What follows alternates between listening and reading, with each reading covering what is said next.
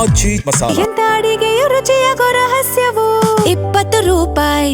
ಇಂದಿನಿಂದ ಶುರುವಾಗಿದೆ ವಿಧಾನಮಂಡಲ ಅಧಿವೇಶನ. ಆರಂಭದಲ್ಲೇ ವಿಪಕ್ಷಗಳ ಆಕ್ಷೇಪ, ಸಂತಾಪ ಸೂಚನೆ ಬದಲಿಗೆ ನೂತನ ಸಚಿವರ ಪರಿಚಯಕ್ಕೆ ಆಕ್ಷೇಪ ಎತ್ತಲಾಗಿದೆ. ಮೊದಲು ಅಗಲಿದ ಗಣ್ಯರಿಗೆ ಸಂತಾಪ ಸೂಚಿಸಬೇಕು. ಇಂದಿನಿಂದ ವಿಧಾನಮಂಡಲ ಅಧಿವೇಶನ ಶುರುವಾಗಿದೆ.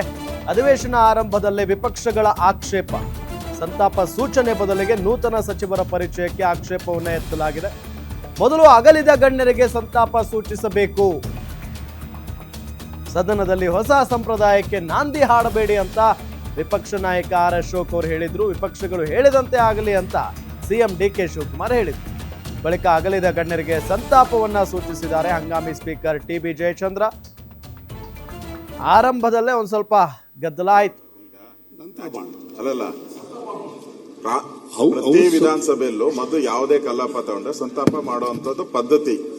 ಹೊಸ ಪದ್ಧತಿಗೆ ಇದು ಅಲ್ಲಲ್ಲ, ಅದಕ್ಕೆ ಅವಕಾಶ ಇದೆಯಲ್ಲ. ಆಮೇಲೆ ಬಿಡಿ ಅಧ್ಯಕ್ಷ, ಅಲ್ಲ ಸಂತಾಪ ಆದ್ಮೇಲೆ ಅಧ್ಯಕ್ಷ ಸಭೆ ಅಡ್ಜರ್ನ್ ಹೊಸದಾಗಿ ಅಲ್ಲ, ಒಂದೇ ನಿಮಿಷ ಅಧ್ಯಕ್ಷರೇ.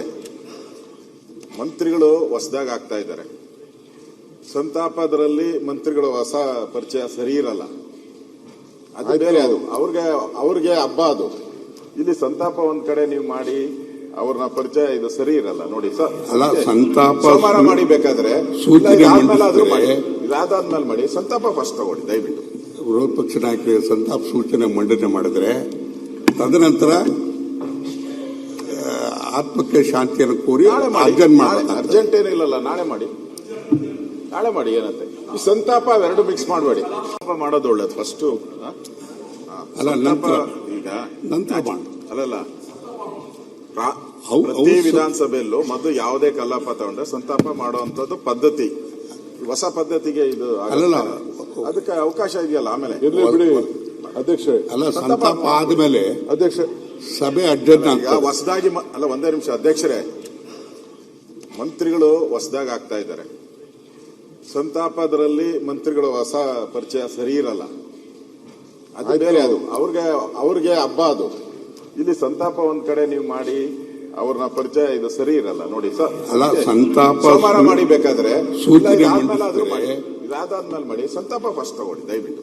ವಿರೋಧ ಪಕ್ಷ ನಾಯಕರಿಗೆ ಸಂತಾಪ ಸೂಚನೆ ಮಂಡನೆ ಮಾಡಿದ್ರೆ ತದನಂತರ ಆತ್ಮಕ್ಕೆ ಶಾಂತಿಯನ್ನು ಕೋರಿ ಅರ್ಜೆಂಟ್ ಏನಿಲ್ಲಲ್ಲ, ನಾಳೆ ಮಾಡಿ ಏನಂತೆ. ಈ ಸಂತಾಪ ಎರಡು ಮಿಕ್ಸ್ ಮಾಡಬೇಡಿ. ಮಾಡೋದು